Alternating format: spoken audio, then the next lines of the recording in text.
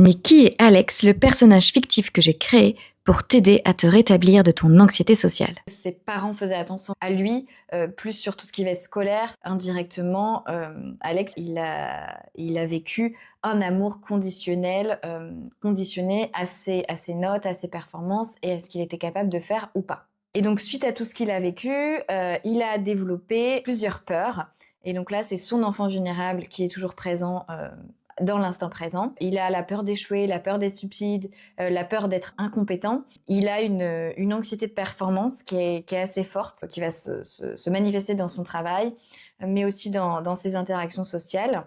Et donc, il a développé les croyances que il doit toujours réussir pour être aimé, qu'il doit toujours tout faire parfaitement pour être aimé, qu'il n'est pas assez intelligent, qu'il doit toujours prouver qu'il n'est pas bête. Il a l'impression qu'il fait pas assez bien les choses et qu'il peut pas montrer ses difficultés ou ses faiblesses, sinon ça va l'apporter quelque chose de négatif, de la critique. Donc ça, c'est ses croyances sur lui, et du coup, ses croyances sur les autres, ça va être de penser que les autres vont lui faire du mal, les autres vont se moquer de lui, et que du coup, il doit faire attention. À partir de ces croyances-là, il a une stratégie principale qui est l'évitement, et là, on est à la fois sur un évitement subtil, mais sur un évitement aussi général des différentes situations sociales.